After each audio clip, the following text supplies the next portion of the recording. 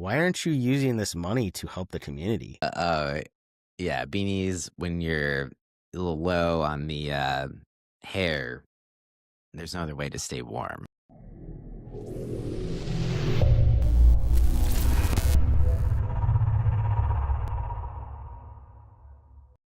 Hey, what's up, Doom Scroll Club fam? Cal and Cody here. Today we're going to be talking about a couple topics. I mean, nothing big has happened, just a little release of some more Epstein files. We've got some Epsteins. We've got some Epstein. updates. Some Epsteins. We've got some updates on the Candace Owens and Erica Kirk situation. We've got, what else do we got? We've got Trump. It's always Trump, I feel like. But yeah, first, Cody, how are you doing this week? Oh, I am just dandy. Just kidding. It's Christmas week. If you're listening to this now, it's the day after Christmas. Unless I got my days mixed up, or for some reason this doesn't get posted, but it should be the day after Christmas. And there's the holiday kind of elevated stress, just making sure you got everything covered, the shopping, the wrapping. I've not done the wrapping. I have to do that, so it's in the back of my head thinking like, fuck, I got to do this, I can't forget. And then just hoping you got enough, you did enough, you got the right shit. And the extra commitments with fitting in the schedule and all that stuff, it just takes a little extra energy. So there's a little heightened anxiety, but outside of that, things are going pretty well. Yeah. How about you? I'd say probably the same boat. Been, working as usual, trying to get those last minute gifts for everyone. Our Christmas gift from my grandma is our family's going to Disneyland right after Christmas.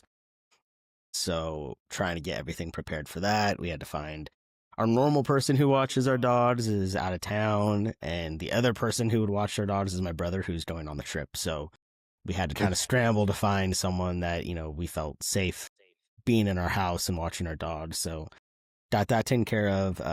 Conveniently, my grandma broke her hip last week, so she's now unable to go, and we were trying to see if we should cancel or reschedule the trip, but she wants us to go without her. So that's going to be interesting. But yeah, other than that, that's, same thing. We're trying to figure out who's going to do or who's doing what, because normally my grandma does everything we have Christmas Eve dinner at her house, and she does the turkey and the ham and all the stuff, and usually we just bring rolls.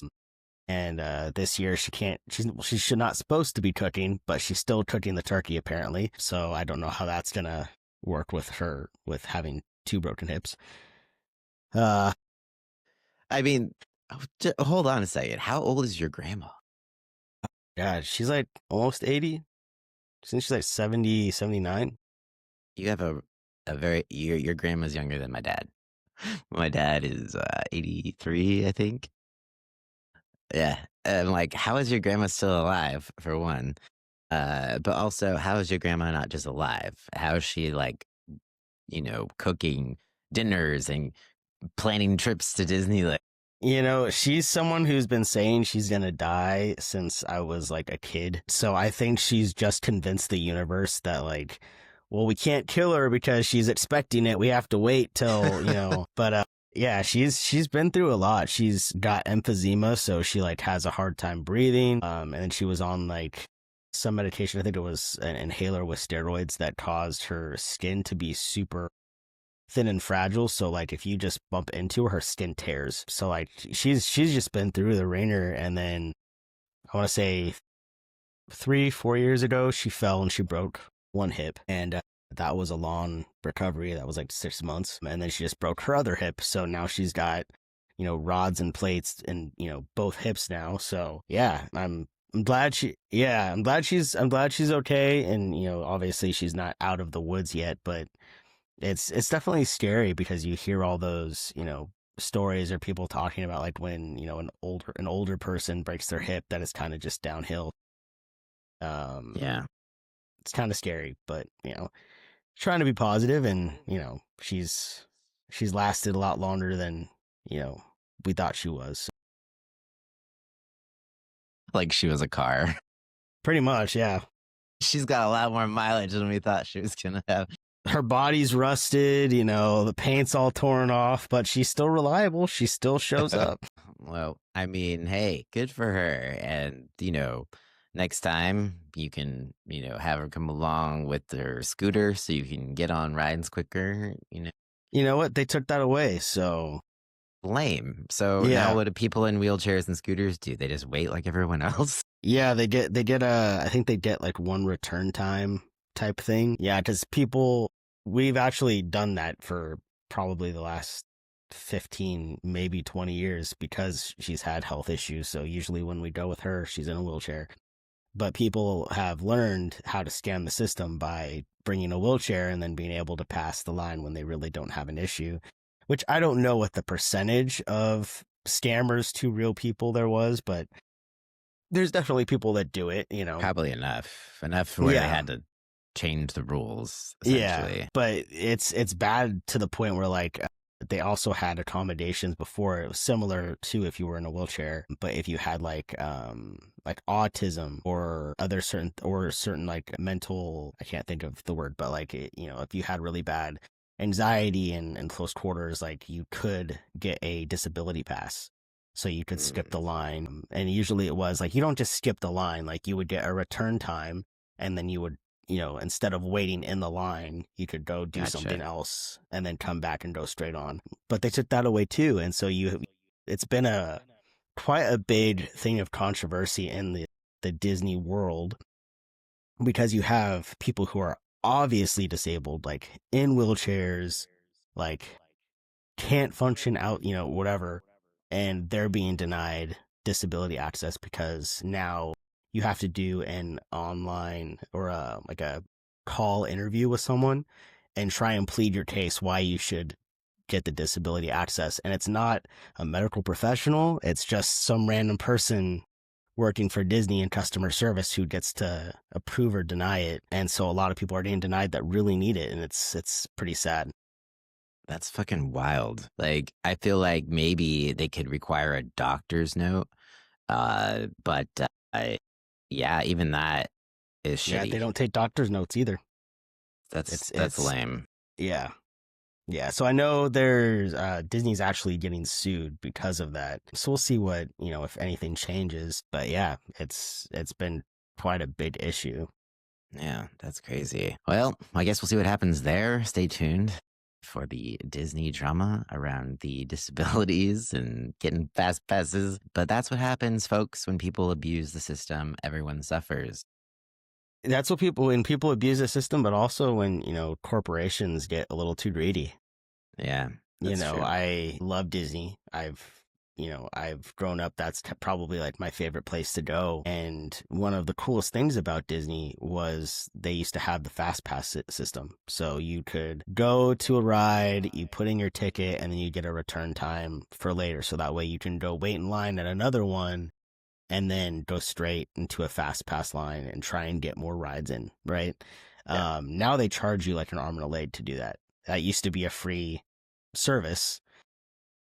And now I think it's like $100 or something. It's pretty expensive, so you have to do that per ticket. So if you're, bringing a family, you're paying like $500 just to be able to, pass some lines. And it's just not what Disney was built for. Disney was supposed to be accessibility for everyone, for families. And now it's become something where it's like just for rich people almost.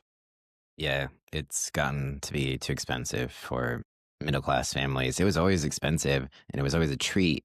Mm-hmm. But damn, they're definitely making it harder for people who are lower. I remember at least the earliest I can remember seeing ticket prices. And I want to say I was probably in high school, I think. But like an adult one-day ticket was like $60. Now an adult one-day ticket, not even including a park hopper, is like, depending on when you go during the year, but it's like can be up to $225 for one person. It's insane. And then you think about all the, the food and the drinks and like everything, luckily, unless they change that again, unless they change that. But, luckily you can bring your own food, your own drinks into the park. So if you are someone who plans ahead, you can save money that way. But yeah, it's expensive. That's crazy. Well, I won't be going to Disney anytime soon. I feel like anytime we say, "Oh, I really want to go to Disney," and then we go and check prices, and we're like, "Never mind, I we are mean, not going to Disney." yeah, I mean, you just have to be able to know when to look. So like right now, they have a deal going on, and it's only for, like, you can buy tickets now, but it's only for, I think, like January through March or January through April, when it's kind of the slow season. But you can get a 3-day park hopper for $250 if you're a California resident. So that's like 50% off what you would be paying normally. So that's a great deal if you're looking to go. But, it's something where, like, you have to be, ready to get the tickets and be able to plan a thing. If you're trying to plan something far in advance, it's hard to do. Yeah.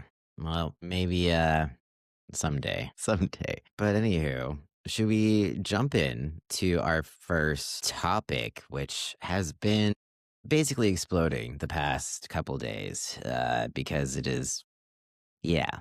So Jeffrey Epstein, there's been a new little bunch of files that have been released, or, well, at least kind of. So the DOJ dropped thousands of pages of photos, December 19th through 20, but there were massive redactions, like full pages just blacked out. And I remember people joking about that that's how it was going to happen. And then they actually fucking did it. And I was like, Of wait, this is course. real? This is not a joke? This isn't a meme? Like, Hmm. this is like, they actually, like, it's like they took the blueprint from the memes and everyone making fun of it. They're like, that's an awesome idea. Hmm. Let's just whack it all out. Fooled y'all. So obviously there is bipartisan outrage, which is actually not a bad thing because we're uniting on a topic, and that Hmm. is hard to do. So, Democrats, of course, were calling it's a cover up and a violation of the transparency law, and also just like a slap in the face to the victims. And, the Republicans, that party was the one that was claiming to try to, they're still the ones that claim they care about women or want to protect Hmm. women. And that's why they're so anti-trans, because of trans women and women's sports. And then they want to protect the children. They were basically playing the child sex trafficking massively for the past 4 years, or even before that. And now when it comes to actually doing something about it, they are just not doing anything, if Yeah. not worse. So it just shows that it was all just a front, just to try to get votes and try to make people think that they actually cared about kids and children. But I don't think that is true. Like, their actions do not follow their words, So what they did leave in was photos, some photos of Clinton mostly. Hmm. And so there's like no new big things really. I've seen a lot of the photos kind of flying around, some of the ones that they allowed, and they're still weird. Hmm. But there's also some points where people have noticed that they actually uh, didn't. It's like last time they didn't redact Trump's name in some things, and then this time they did redact his name. So people are comparing the old Hmm. release to the current release. And so it just shows that they are actively trying to cover Trump's name up. And it's pretty obvious. So what will happen? I don't know. I saw someone talking about how if, Democrats get a hold, if they control the House, there's potential for them to try to even prosecute Pam Bondi, Hmm. because this is potentially literally, against the law, and something that they can get in trouble for. I don't think they will, because they get away with everything, but I would Hmm. fucking love to see it. Yeah. What do you think? Yeah, no, I think the biggest thing is they were instructed to release all the files, and they only released a portion of them. Again, everything, so much stuff is redacted, pages blocked out, like you said. And I believe the only things that were supposed to be redacted or blacked out were names of victims. That was supposed to be the only thing. Same with photos. Only the people that were, blacked out were supposed to be victims. And we're seeing, obviously, a whole page isn't just a victim. That's a bunch of stuff. And then with photos, I'm seeing a lot of people. I believe there was a photo with Bill Clinton, Michael Jackson, and Diana Ross. And there were 3 kids in the photo, but their faces were all redacted. So it looks like they're victims because that's what you would assume. And then someone found the real photo and it's Michael Jackson's kids and Diana Ross's kids, So it's hard to be like, okay, well, was that redacted just because someone was trying to be safe and was like, oh, these are kids, let's redact it? Or was it like, oh, we want to make it look like, these were victims and they're with Bill Clinton, so we're going to do it. So it's hard to see, say, what that motivation is. Yeah, it's definitely disappointing, knowing that Trump's removed from a lot of stuff. I know that there was also, God, I forgot what his name is. Someone who's with the administration was just news talking about a picture of, it was Epstein's desk with a bunch of photos that was released and now has been removed from the release on the website. And it had like pictures of Donald Trump in it. And he was saying that, oh, well, they released it because, they were afraid that there were pictures of victims in there. So they removed it conveniently. So I don't know. I think this is definitely disappointing, but this isn't anything that we weren't expecting. We knew this was going to happen. They've been, we heard a couple months ago that the head of whatever department, it was either FBI or DOJ, I can't remember, but him talking to a date about how, oh yeah, they're going to remove all the names except for Democrats. No, so like we knew this was coming. It's definitely, it's good to see that bipartisan reaction that, we're getting people that are like starting to wake up to things and be like, hey, this isn't right. But we're nowhere near any sort of, justice. So until we have a name, a list of names of people who were, people who hurt these kids, then there's no way to really seek real justice. Yeah, for sure. And I think the thing that is most important is that I think there's still this picture trying to be painted that Epstein was the only one involved here. And it was just him. He's dead. We can put it to rest. And it's just like, even, I feel like the files, people have been wanting closure, but it's not just about that. It's about realizing that he was only one piece of it. And there are many other little pieces of it and many other people involved that are still in power that shouldn't be. I think it was deeper than just a sex trafficking ring. We talked about this a little bit last time, I think, about it was basically like a blackmail ring. Mm-hmm. He was the go-to guy for people to get dirt on other people when they needed something. And basically that the people would pay him for blackmail so they can control other people. Mm. And I know there's even more to it. And I always shout out this girl out. So Amber Woods, she's doing an amazing job, just not just covering the surface of what everyone thinks of when they think of Epstein, but like doing deeper dives. And there's some just really weird fucking shit, because if you think about it, he was surrounding himself with the most powerful people in the world. These people have so much goddamn money. They don't even know what to do with it. They get in some crazy shit, like, what do you do when you have everything and more than you could ever want with money? You start thinking, what can I do with it? Right. Yeah. And so she mentioned something about, okay, so she said genomics is the study of entire DNA sequences at scale used to identify patterns across populations, and Epstein repeatedly expressed interest in it because large genetic data sets can be modeled, predicted, and monetized, especially when drawn from controlled or isolated group like those in the Caribbean. So islands are controlled populations. So Epstein spoke about healthcare in terms of data and predicting outcomes. He focused on birth, reproduction, population level outcomes. He saw it as an approach aligned with modeling control, not clinical healthcare. So like he was using islands essentially to like focus on weird genetic shit. Yeah. So, and there also is people tweeting out.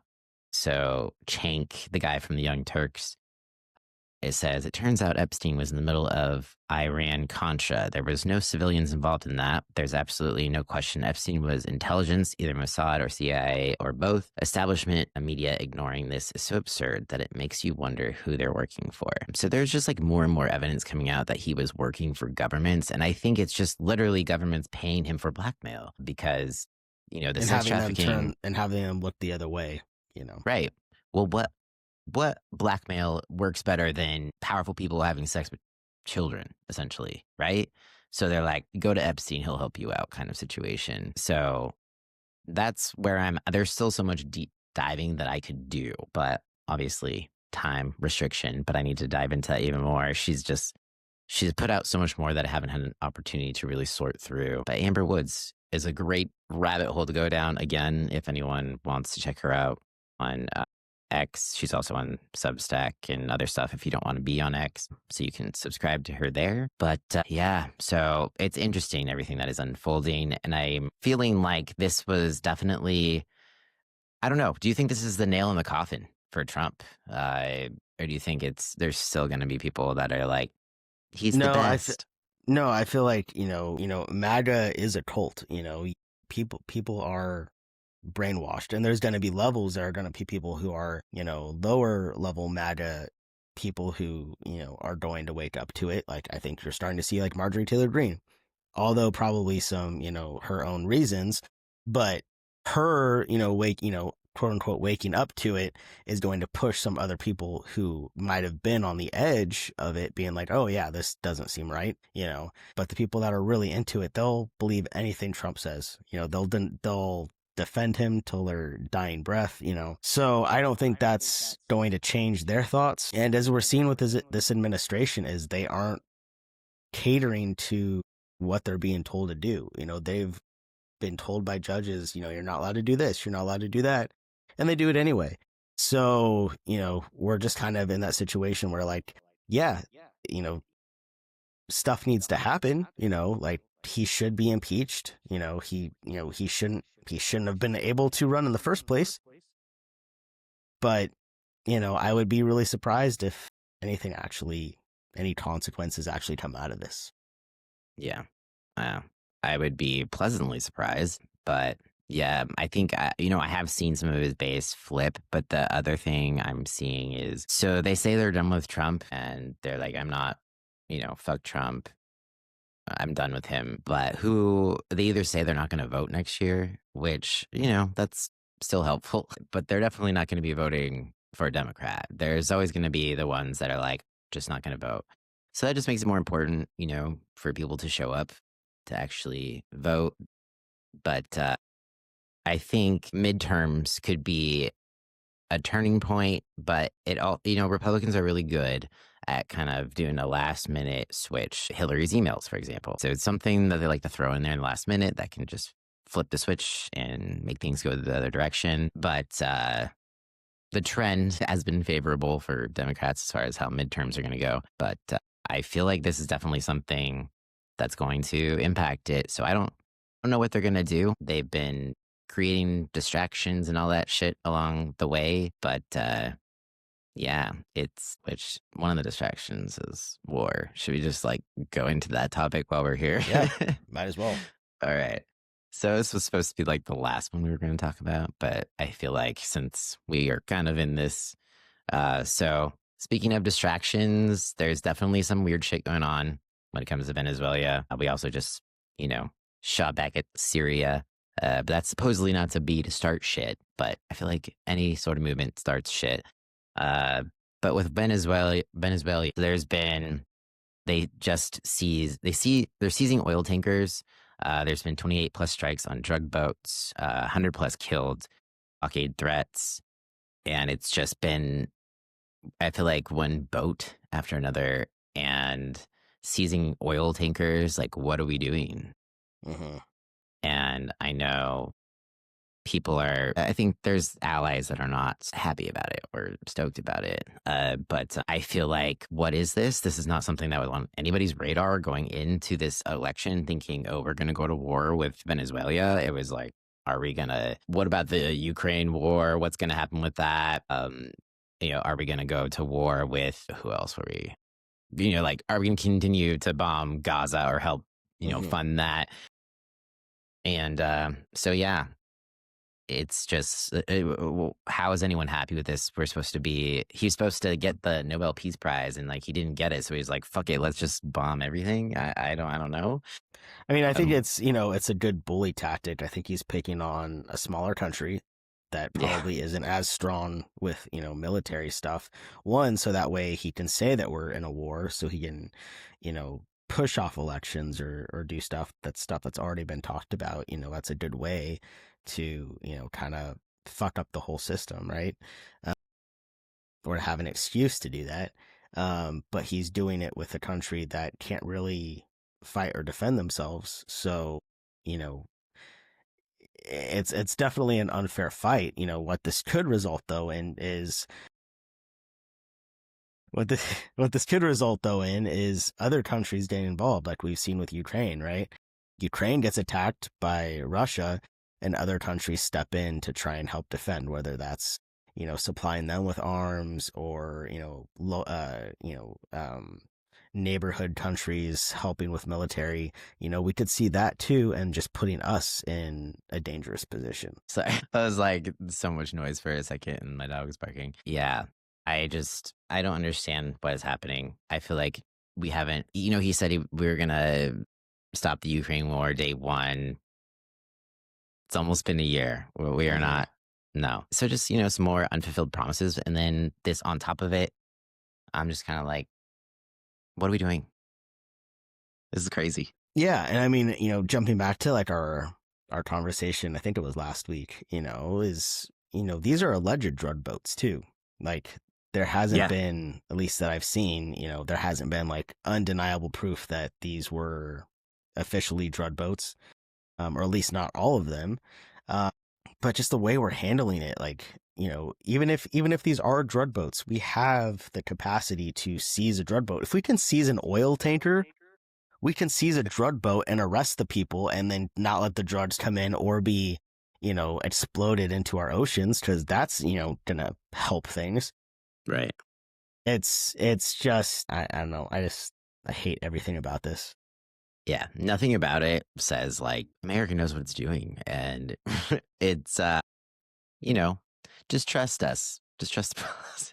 No, America is throwing a fucking temper tantrum right now. That's what we're doing. I wouldn't even call it a temper tantrum. It's having a seizure. It's just out of control.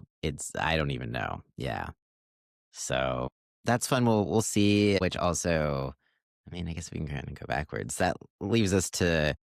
We thought, or there was a rumor that Trump was going to announce we were going to war with Venezuela because he announced he had something to announce. And this was this a Monday? What day was it or was it Tuesday? I don't remember. Wednesday? One evening this week. It all blends together at this point. Yeah. He said he was addressing the nation. He had an announcement. And then Tucker Carlson said he's going to announce we're going to war with Venezuela. But the speech just turned into kind of a nothing sandwich. And it was a whole big fucking waste of time. The only thing that the speech entailed was that he was giving the troops a, $1,776 dividend, essentially, because he wanted to, for fun, just to be generous and thank the troops, and it was money from the tariffs and etc. But the problem is, it's not from the tariffs. Oh, it was already funds from Congress that had already been approved and allotted, not from tariffs, and it was basically just stuff that had already been set aside for housing and all that stuff. Yeah, housing subsidies that one would have been non-taxable versus this 1776 check, which will be taxable. So he got fucked up. Yep. And all these people are going to get, these checks, which is great. Everyone wants extra money, but that money was supposed to be allocated for housing subsidies for, troops who are sent to more expensive areas that their normal pay doesn't cover, and that's supposed to help them. Well, now they're not going to have that. So, yeah. Yeah. Or That it's just 1776 isn't going to go far. right. Or they'll have to replace that money with something else, which would be what, more tariffs, more taxpayer dollars. Obviously, it's going to come from somewhere. So yeah, he's just doesn't. He's just lying. Like it was just a PR stunt, essentially. Was it that he was going to announce going to war with Venezuela, and he's like, "Oh, I can't make Tucker Carlson can't be right. We got to make sure we do something else." So he's like, "We'll pretend we're giving out bonus." I don't know. Well, people are comparing it to the surf and turf thing, which you might know this reference because you were associated with the military at some point. But there's that whole thing where as if the government provides you with steak and lobster, it's because they're about to tell you you're going to war, and that's basically like your last meal. Yeah. So people are kind of comparing that to this. But so we'll see. We'll see if this is just him trying to, say, well, we finished out the end of the year and, we did this, and we just hope that no one actually looks into where this money's come from and they just listen to what I say, which there are people that will do that. Yeah. Yeah, for sure. And it does definitely seem like a steak and lobster dinner because, Venezuela is looking extra juicy today. We're taking over their oil, their oil tankers. And so it definitely sounds like there's multiple reasons that he decided to do what he did with this situation. And we'll see how it unfolds. Even Matt Walsh put out a statement on X saying that was the biggest waste of time or speech that I've ever seen coming from a president or something like that. And, I might have missed the train of Matt Walsh, like separating himself from Trump. Mm-hmm. I didn't see that happening. So then I was kind of surprised that he said that, but he could have kind of hopped on the Candace train, and that's why he's doing what he's doing. I'm not sure. Or maybe I missed it a while back. I don't know. But he's a really big conservative voice. So for him to even say that, it must have been a waste, or he's just not one that's getting paid like Tim Pool and a bunch of other characters essentially that only exist really in the X world. Speaking of Tim Pool, that reminds me, we actually got a comment on the channel that we look like we are into Tim Pool because we were both wearing beanies. I was like, I don't know who Tim Pool is, so okay, well, if you look him up, you'll understand why this comment was made. But it made me laugh because it was like definitely not a fan of Tim Pool, but probably wearing beanies for the same reason that he is. Well, right now it's cold. I'd normally be wearing a hat, but it's like I'm a dude who is bald. Probably Tim Pool is as well. And when you're on camera, you want one less thing for people to point out about you. So of course I'm going to wear a beanie or whatever. Maybe next time I won't, and I'll just rock it. But so it's like, yeah. Well, Tim Pool's wearing beanies for the same problem or same reason we probably are, but not a fan. Yeah, same thing, thinning hair, and usually I wear a hat, but I also live in a home that doesn't have heating and air. So when it's this time of year, a beanie keeps me from shivering on camera. Yeah. Well, today you're wearing a hat, so it must be a little warmer. But yeah, beanies when you're a little low on the hair, there's no other way to stay warm. It really does make a difference. If anyone wants to donate to our GoFundMe to send me and Cody to Turkey, the link will be below. For our hair transplants, yes. Yep. That's the whole point of this podcast, is so that we can, afford hair transplants. Just kidding. Wow. I don't know how we got off on that foot. That was my fault, the Tim Pool situation. So yeah, essentially it was a whole lot of nothing, and people were pretty mad that it sounded important and it was not, and he just kind of used it like a rally and continued to lie to the American people, and I think people are finally getting tired of it. He also interrupted the finale of Survivor for that, right? So I think that's what people are more mad at, is like, hey, you fucked, like, I'm sure this was like planned, like how many people are going to be watching the finale of Survivor? Let's just, we'll get those views for us instead. But yeah, maybe the not Survivor a lot, community is not happy. I didn't even know Survivor was still on. Yeah. Okay. It's surviving. Yeah. Okay. It's surviving. Well, good for Survivor. So yeah, now for our last topic. Yeah, is our last topic. So the Candace Owens drama update. There was the whole blowout with Erica Kirk, and they had the meeting. Originally, I guess it was supposed to be a meeting that was moderated by Megyn Kelly, and it was going to be live streamed. Uh, but I think Erica's lawyer was the one that pulled the plug on that, and so they met privately, and everyone was like, what happened?" Candace, you know, a lot of people were saying that Candace was bought out or etc. after the meeting. I don't know. She's still asking the questions, but there's definitely been a lot of controversy about what actually occurred in this meeting. And I think that's the issue these days with things, not being live streamed. Yeah. It's like, I get it. You don't want to air everything out. That could be a private meeting. It was a very, very important discussion. Mm-hmm. So, yeah, maybe then if they did live stream it, who's going to believe that it wasn't scripted or etc.? So either way, no, there's no winning on it. But I think there is a big question of people really want to know what was discussed. And I didn't watch her podcasts this week, so that was probably my bad. There's probably more information that I have not gotten into. I don't like being someone who just takes little clips and comments on them. I usually like to get the full context, but sometimes time, right? Mm-hmm. And listening to the whole Candace Owens podcast is very low on my priority list. So I haven't gotten, I still plan to dive deeper. But she did tell Ben Shapiro to fuck off. I'm going to try to put there, if we can try to use the clip. I feel like it is something that, is bipartisan as well, that Mm-hmm. everyone at some point has wanted to say to Ben Shapiro.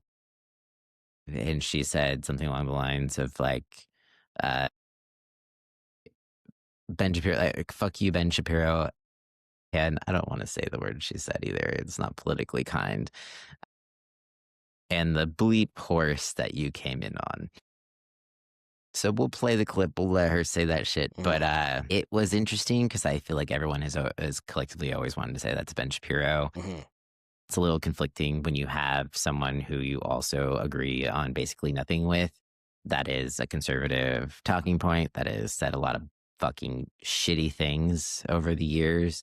It's hard to choose a side of two people who have been equally shitty at some points.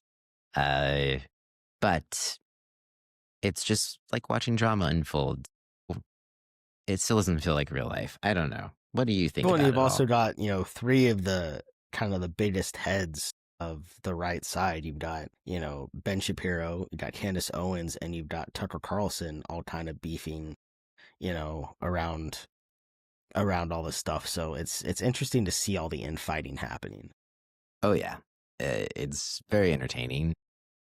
It did not suspect that the Charlie Kirk assassination would create this type of divide within the right. I thought surely we were fucked. Not to say this, we were hoping for a division. I mean, kind of, but not this way. It's not like, oh yeah, the left planned this to cause. Obviously not. But it seemed for like the first few days, at least, or like a week, that the right was so united after it occurred, and they were on a mission to just demolish Democrats. And now they're in their own, like, they're so involved in their own civil war, they forgot about the left, at least for like a small, partially, small percentage, but to the point where the one side of the spectrum that is, they're fighting. It's like they get a little bit more agreeable with the left because they're like, they hate that part of their community so much that they almost try to team up with other people because the common ground is the people that usually don't like me also don't like this person, so we'll kind of align on this. It's just a very strange thing that happens. There was the America Fest. Did you get any clips from that? So that was why. I think, was that the turning point thing? Yeah, I saw the clips of like Ben Shapiro basically like calling out Candace Owens and Tucker Carlson, and then Tucker Carlson kind of bit back when he was up. I saw a couple clips. Yeah. Yeah. So that was why she said what she said. She played that clip of him, and then, yeah. But there was also some moments where Erica Kirk, she made like a Freudian slip where she was introducing some new, or some guy who was like a influencer or something. I don't know, but I don't know the Hmm. backstory. But she said he's coming here with his amazing. She was supposed to say grit, but she said grift. Yeah, you have to watch the clip, but it almost like she said it so clear. It was almost like she said it on purpose. Hmm. And you're just like, but then she also had a little jab at Candace in one of her speeches, talking about how there were no Egyptian planes or something. And so they tried to kind of like make light of it, or address the elephant in the room without Hmm. addressing it. I've only seen a few clips. I would like to see everything in full context, but from what I've seen, it was pretty heated, and it's also very interesting because back in my day when I was very religious and, you know, Christian nationalism, that's basically Turning Point. They're trying to create like Christian Yeah. nationalism, and they're very spicy with their language. Like there's a lot of cursing that would never fly in the, Christian time that I was. If we were going to go to a Turning Point event, you would expect it to be squeaky clean language wise, like no alcohol, no nothing. And so it's almost like there's this progressive shift, but not. It's very confusing. I'm like, wow, they are actively swearing on stage at this like very conservative event, and that was confusing. I don't know why I wanted to point that out, but it just is very different than what it used No, to no, be. for sure. Like, I think whenever I see like those big like turning point or like those big like mega church stuff going on, it just makes me think of Righteous Gemstones, where it's like, these people are just complete hypocrites and they're like spouting shit, but then they're doing just as bad shit behind the scenes and are complete Yes. idiots. I mean, the, the sad part is Righteous Gemstones is exaggerated as fuck, right? Hmm. But the sad part is there's actually so much truth behind it at the same time. And Hmm. that's what makes it so funny, because you're like, this wouldn't happen, but it would on a smaller scale. Yeah. Yeah. Just Gemstones recommended if you have not watched that yet, and were previously religious, or it's just. I mean, I can't understand how someone who claims to be a Christian, who believes in the values of what the Bible teaches, then goes to a mega church where they're obviously spending hundreds of thousands of dollars on Yeah. crazy theatrics to do these shows. And instead of being like, why aren't you using this money to help the community? Why aren't you using this money to, help people who are homeless, help people that are poor, help people who are in your church that are getting sick and can't pay their medical bills? That's what a church should be doing. If, you should be raising money to help your community, not to put on, their own parody version of The Greatest Showman. That's just like the most ridiculous stuff to me. And so I can't wrap my head around how someone could claim values and then be a part of a church that does stuff like that. Yeah, 100%. It's crazy to me that in, this time, in this lifetime, churches back in the day used to be so small. You get your little bulletin. You might have like a church secretary that plays around the computer, and, maybe on a good day we get everything to line up properly, maybe not be any typos. And now churches, they hire full on, like marketing teams and art directors. They have, like graphic designers. My brother worked for one of the biggest churches in the US. So North Point Ministries, right? From Georgia. And he was the art director there. And, it's like there's so much. It's like full on concerts every Sunday. They have multiple campuses. And the campus that I have gone to or went to, was so big. There's so many people that there is your main sanctuary where you go, and there's the pastor speaks and stuff like that. But on the other side of it, there's a whole nother sanctuary. It's like an overflow, Mm-hmm. but it's so big. It's not even over. It's almost like the equivalent as big. And they do live music on the other side as well.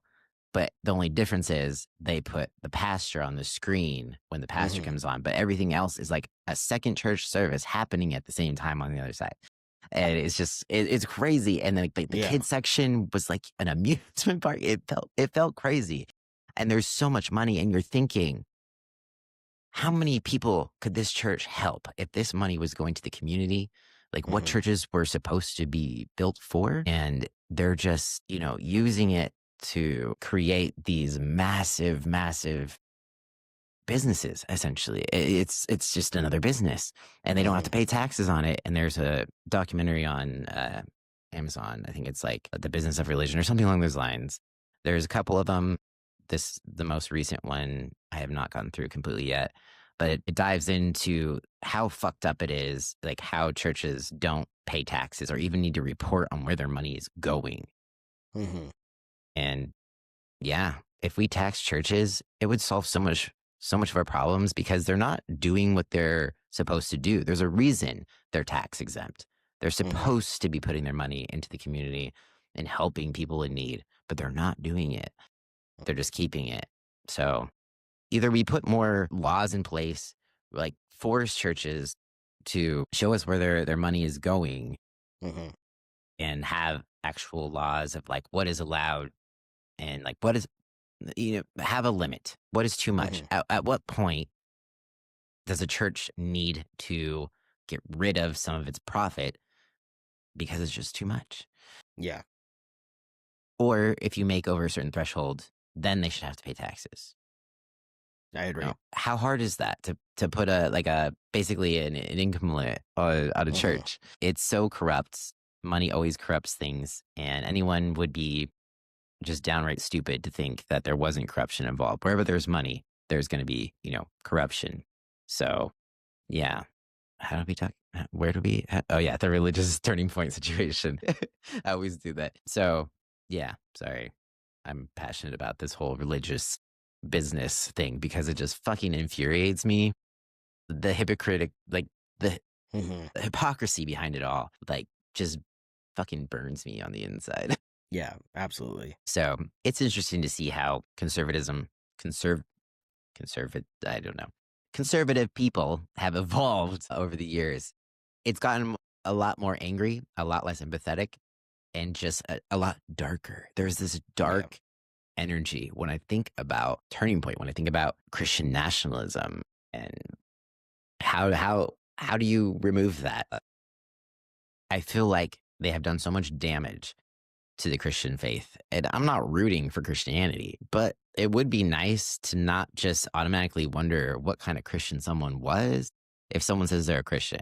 Like, are you the kind of Yeah. Christian that, just uses it to judge? You just discriminate, or you use it to justify your actions that are not so positive? Or are you the type of Christian that has empathy and actually follows Jesus, his teachings, and wants to be like Jesus, where he's forgiving, he's giving, he has empathy, compassion, all those things. So that's what always goes through my mind when someone says they're a Christian. Yeah. Anywho, sorry, I kind of just took over the No. topics every time. So anything else you'd like to add to that, or any other topic No. that we didn't get to? I thought I had a topic and I've completely forgotten about it, Well, as I tend to do if I don't write it down. yeah, that happens. Well, if you think about it, then feel free to bring it up. But should we talk about what we've been watching? Yeah. So we've been watching some holiday movies. I believe last week I talked about how we watched The Family Stone, which I had watched for the first time. I just watched Christmas Vacation for the first time. Yeah. So How'd you like it? it was good. It was good. What else did we watch? Oh, we watched the Santa Claus 1 and 2. Oh, nice. And I feel like we watched, we watched, I remember when we watched it. If I watched before last time when we talked, but we watched Muppet Christmas Carol.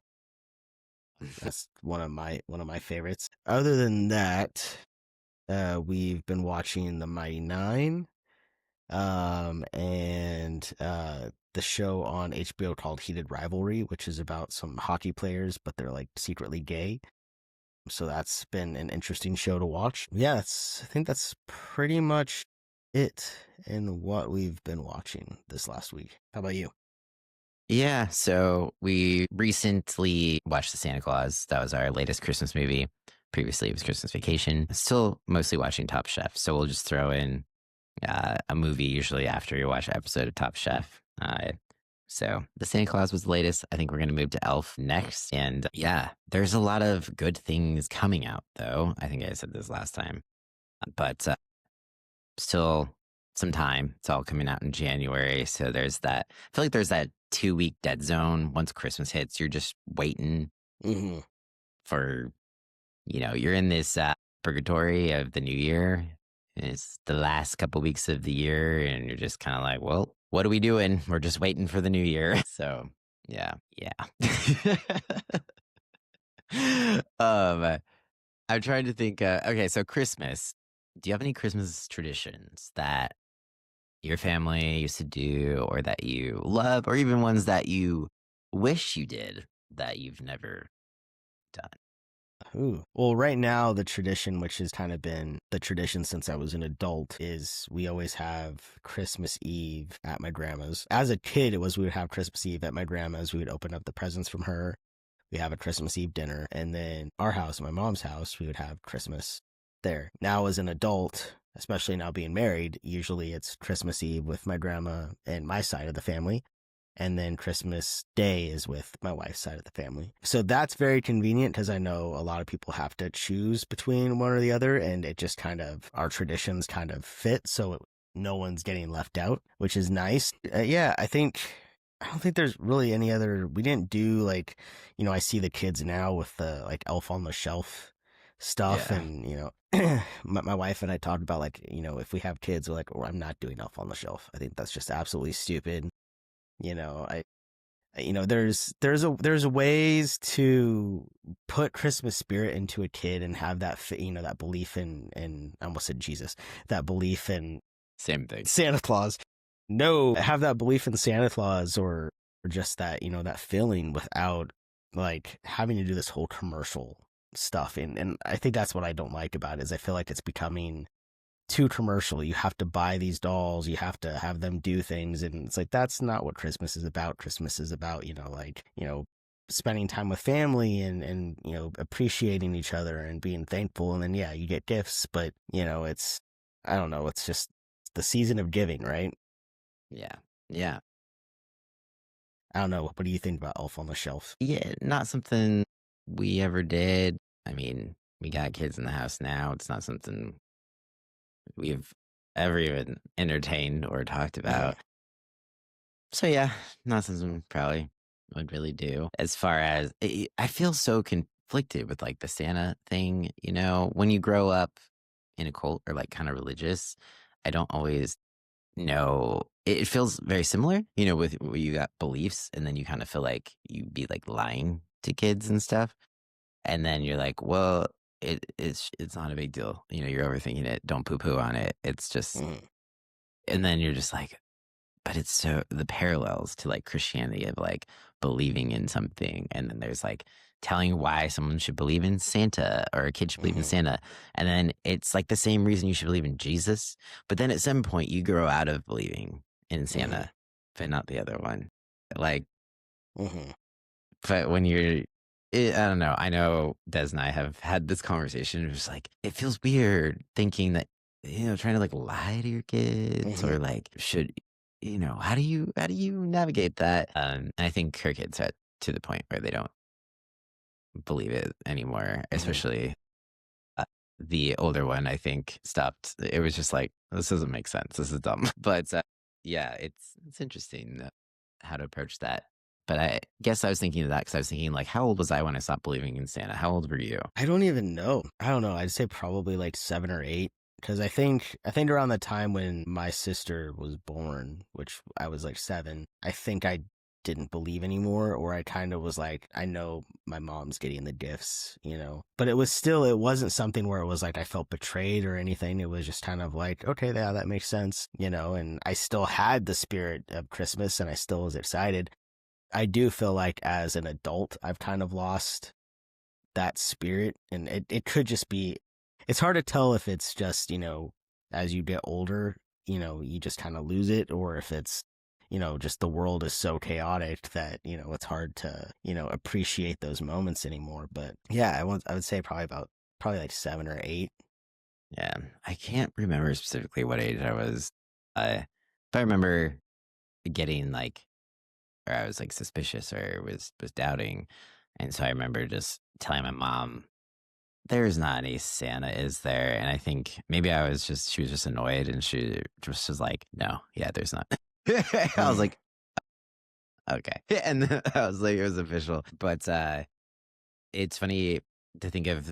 My dad would even they would put out milk and cookies, whatever. Of course, they would either, I'm sure they ate them or whatever. My dad used to get boots, probably his old military boots, and he would like kind of like dip them in the coal, the fireplace, and Mm-hmm. put boot marks by the fireplace to make it look like Santa came out of the chimney. Mm-hmm. I'm like, the shit that he would do to make us believe that Santa was Mm-hmm. real. And then you feel like it's like, that's very sweet, cute, And then there's the other part of you like, that's fucked up. You're like, that's so weird.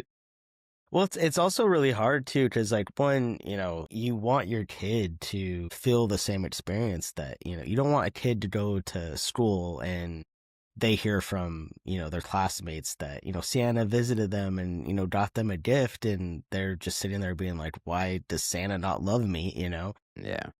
But also just the festivities of everything. It's nice, but also, I thought about this when I was younger, was like, my family, we didn't have a lot of money. We were definitely like lower middle class. My mom was a single parent. She worked really hard, went to school. We didn't have things all throughout the year, but usually Christmas, like her and my grandma would like find ways to like save money or do like what, they used to have layaway at Walmart, and we would get nice presents. I would get like a gaming system. Like that was usually my big gift, was like, an Xbox or a PlayStation or whatever.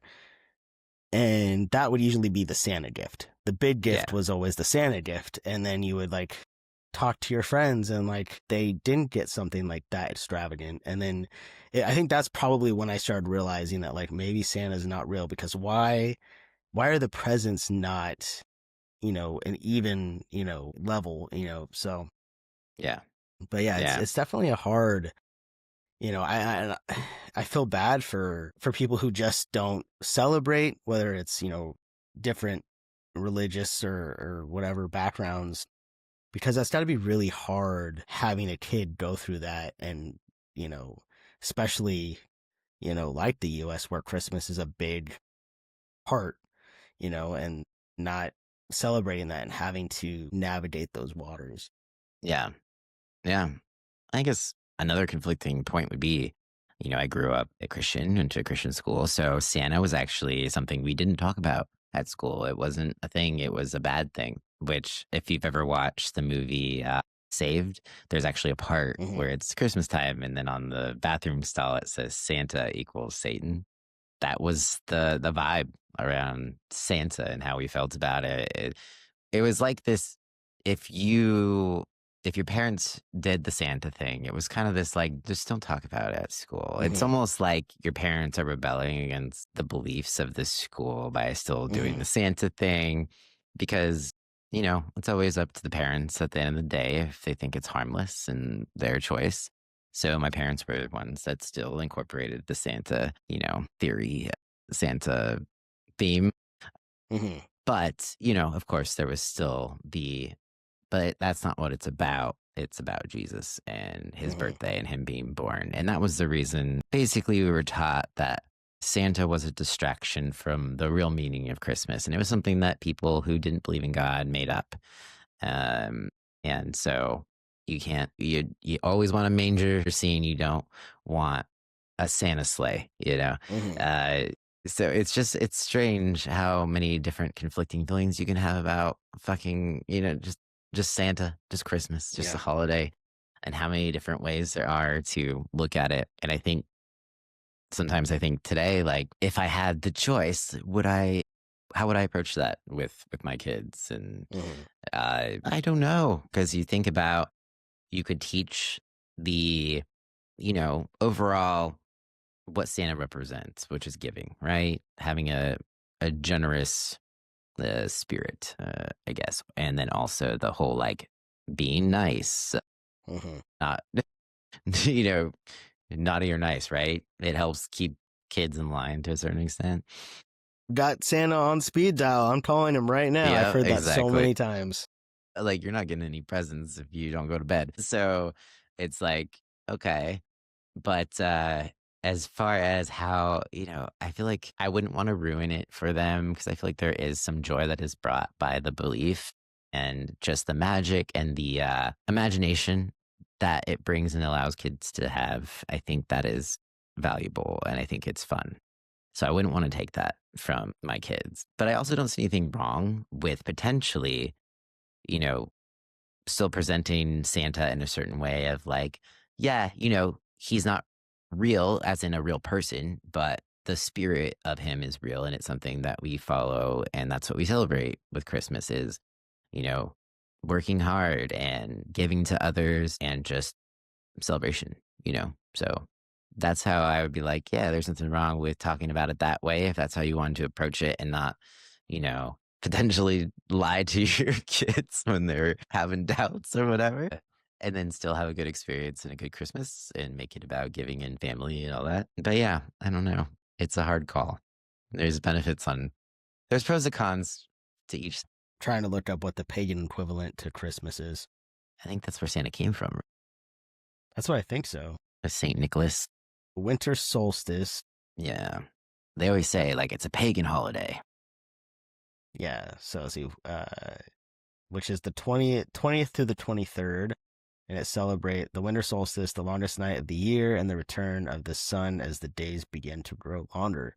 The core themes are rebirth and renewal, light overcoming darkness, hope during winter, nature's cycles, and the traditions that influence Christmas were evergreen trees, the Yule log, candles and lights, and feasting and community. Maybe I'm just going to become pagan, if I have a kid. I'll just be like, we're celebrating the winter solstice.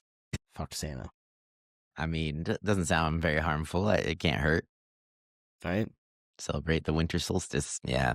It's just Christians, anything besides Christian is just Satan. So just remember that. You're going to hell if you want to become a pagan. We're already going, so. I've already bought my ticket. So Yeah. reserved seat for me. I can reserve a spot for you if you'd like. Keep it warm for you. Heck yeah. I mean, it's going to be toasty anyway, so. Exactly. Yeah. All right. Well, I guess we should probably wrap it up. But yeah, anything else you'd like to give our audience to leave with? Hopefully, everyone has, if you celebrate, happy holidays. If you don't celebrate, just a happy another day of the week. Hopefully, you got it off, and that's Happy always Friday. nice. Happy Friday. Hopefully no one has gotten insulted or offended or hurt in your family over the holiday. Remember to appreciate the time we have with the ones we love, because people break their hips and people get hurt. People have family members that are no longer with us. So also remember to reach out to those who could be hurting this holiday season and just give them a little extra support. Yeah, that's my message for this week. Good message. I agree. Everything you just said. So all of that. All right. Yeah. Happy Friday. Happy everything. All right. Subscribe if you have not already so you don't miss an episode. Thank you so much if you've listened this far. We appreciate you. Leave us a comment if you feel, the vibe is right. If you feel so inclined, we would love it. And peace Will out. you be teaching your kids, if you have kids, or your future kids, about Santa? Or what are your alternatives? I'd like to know. I would like to know too. All about Santa. Let us know. All right. Peace out, guys. We'll talk to you next time.